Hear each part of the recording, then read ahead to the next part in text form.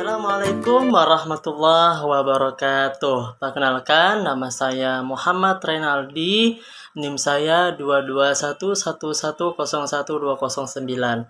Di sini saya akan menjelaskan atau menjawab pertanyaan UTS Filsafat Umum, yaitu ditujukan kepada dosen pengampu saya, yaitu yang terhormat Bapak Habib Anwar Al-Ansori, MPD. Untuk itu saya akan menjawab pertanyaannya sebagai berikut. Soalnya adalah berfilsafat termasuk dalam berpikir. Namun tidak semua orang yang berpikir itu termasuk berfilsafat. Dan bisa dipastikan bahwa semua orang berfilsafat itu pasti berpikir. Coba Anda jelaskan. Saya akan menjawab pertanyaan di nomor 1. Berbicara mengenai filsafat, filsafat itu adalah sebuah pola pikir. Di mana di dalam filsafat itu terdapat sebab-sebab datang dan munculnya filsafat. Dan kita juga tahu, filsafat itu adalah sebuah ilmu di mana ilmu tersebut muncul pertama kali di Yunani pada abad ke-7 Masehi. Filsafat ini muncul atau ada ketika orang memulai pola pikirnya dan berdiskusi tentang keadaan-keadaan dunia, alam, dan lingkungan sekitarnya. Bertanya-tanya soal mengapa filsafat itu munculnya di Yunani, mengapa tidak di daerah lain? Kenapa harus munculnya di Yunani? Jawabannya adalah dikarenakan di daerah Yunani tidak seperti daerah yang lainnya yang ada kasta pendeta. Ciri-ciri berpikir filsafat, ya. Namun tidak semua berpikir filsafat itu sama halnya berfilsafat. Namun tidak semua orang yang berpikir itu dikatakan orang yang berfilsafat. Ada ciri-ciri berpikir filsafat. Itu salah satunya adalah metodis. Nah, metodis ini adalah menggunakan metode, cara, jalan yang lazim digunakan oleh para filsuf dalam berfilsafat. Nah, metode-metode apakah yang akan saya sebutkan? Nah, di sini akan saya sebutkan metode-metode. Beberapa metode yang akan saya sampaikan, yaitu pertama metode kritis. Nah, metode ini bersifat analisis, istilah, dan pendapat. Nah, metode ini juga menjelaskan tentang keyakinan dan memperlihatkan pertentangan dengan cara yang berbeda. Dengan cara bertanya, berdialog, membedakan, menyisihkan, dan menolak sehingga pada akhirnya dapat ditemukannya sebuah hakikat. Yang kedua yaitu metode intuitif. Nah, metode intuitif ini menggunakan cara intuitif dan pemakaiannya secara simbol, dan simbol ini berusaha melaksanakan suatu pembersihan intelektual bersama dengan pensucian moral. Sehingga apa? Sehingga tercapai suatu pemikiran yang jernih dan tidak menyimpang. Dan yang ketiga yaitu metode skolastik. Nah, selanjutnya adalah metode skolastik. Nah, metode skolastik ini bersifat sintesis edukatif. Artinya apa? Metode ini memecahkan suatu persoalan dengan analisis dan juga pengambilan kesimpulan yang dimulai dari sebuah prinsip-prinsip umum, kemudian diimplementasikan ke hal-hal atau prinsip-prinsip khusus. Metode ini juga bertolak dari definisi dan prinsip yang jelas, lalu dilakukan penarikan kesimpulan. Dan masih banyak lagi metode-metode yang lain. Saya hanya bisa menyampaikan 3 saja karena waktu yang terbatas. Jadi itu adalah jawaban dari nomor 1. Kita mengetahui bagaimana cara berpikir orang yang berfilsafat. Kita harus mengetahui tidak semua orang yang berpikir itu dikatakan sebagai orang yang berfilsafat. Tapi ada juga yang berfilsafat. Tadi sudah disebutkan cara pola-pola pikir, yaitu melalui metode-metode tadi. Baik, itu adalah jawaban nomor 1. Sekian. Kita akan lanjut di jawaban nomor 2. Saya akan menjelaskan tentang jawaban nomor 2. Sebelum saya menjawab, saya akan membacakan soalnya. Soalnya adalah, pada perkuliahan Anda telah pelajari sejarah filsafat. Coba Anda deskripsikan sejarah filsafat disertai dengan identifikasi. Di sini saya akan menjelaskan jawaban dari nomor 2. Sejarah filsafat yang kita ketahui pada awalnya berdiri pada tahun sekitaran 705 Masehi di Yunani.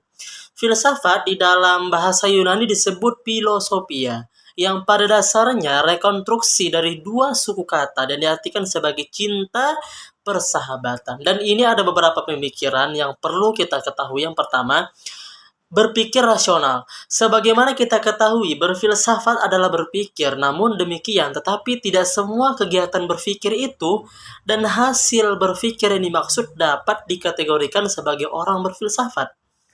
Nah, ciri berpikir rasional menunjukkan bahwa baik kegiatan berpikir maupun hasil pemikiran itu sendiri harus dapat diterima secara akal sehat. Bukan sekedar mengikuti sebuah common sense pemikiran umum. Yang kedua, berpikir radikal. Artinya berpikir filsafat yang ingin menggali dan menyelami kenyataan atau ide sampai ke akar-akarnya, untuk menemukan dan mengangkat dasar-dasar pemikiran secara utuh ke permukaan. Melalui cara pemikiran seperti itu, maka akan memperoleh suatu hasil yang berpikir yang mendasar dan mendalam, serta sebuah pertanggungjawaban yang memadai di dalam membangun pemikiran filsafat dan pikiran keilmuan itu sendiri. Yang ketiga, berpikir sistematis dan analitis. Artinya, ciri berpikir filsafat selalu berpikir logis. Nah, di dalam pemikiran filsafat ini tidak hanya melepaskan atau mengejakan ide-ide penalaran dan kreativitas budi secara serampangan. Justru, pemikiran filsafat ini berusaha menggolongkan, mengakumulasikan, serta menunjukkan makna terdalam dari pikiran, merangkai dan menyusunnya dengan kata kalimat pembuktian melalui sistem-sistem penalaran yang tepat dan benar. Nah, itulah berbagai macam pemikiran dalam berfilsafat. Saya hanya menyebutkan 3 saja karena waktu yang terbatas. Jadi kita tadi sudah tahu, yang pertama, kita ada beberapa pemikiran yang tadi kita sudah ketahui. Yang pertama, berpikir rasional, berpikir radikal, dan berpikir sistematis dan analitis. Dan itu kalian harus pahami. Sekian jawaban dari nomor 2. Kita akan melanjutkan lagi jawaban nomor 3. Ini saya akan menjelaskan tentang sebelum saya menjawab pertanyaan nomor 3, saya akan membacakan soal dari nomor 3. Mengapa pendidikan membutuhkan filsafat? Ruang lingkup pendidikan yang mana saja yang menjadi pembahasan filsafat? Baik, saya akan menjawabnya. Saya akan menjawab pertanyaan dari nomor 3. Nah, pendidikan itu pasti membutuhkan yang namanya filsafat. Karena apa? Karena masalah-masalah yang ada di dalam pendidikan tidak mesti menyangkut pelaksanaan pendidikan yang dibatasi pengalaman. Tetapi di sini ada masalah-masalah yang luas, dalam, serta kompleks yang pasti tidak dapat dibatasi dengan pengalaman saja dan fakta pendidikan. Nah, di sini ada ruang lingkup pendidikan yang mencakup berbagai macam ruang pendidikan. Yang pertama, merumuskan secara tegas sifat hakikat pendidikan. Yang kedua, merumuskan sifat hakikat manusia sebagai sumber subjek dan objek pendidikan, the nature of education. Yang ketiga, merumuskan secara tegas hubungan antara filsafat pendidikan, agama, dan kebudayaan. Nah, itulah beberapa ruang lingkup yang bisa saya sampaikan, hanya 3 saja. Jadi kita dapat menarik kesimpulan bahwa pendidikan itu harus ada keterkaitannya dengan dari nomor 3. Sekarang kita berlanjut lagi jawaban nomor 4. Nah, sebelum saya membacakan jawabannya, saya akan membacakan soalnya terlebih dahulu.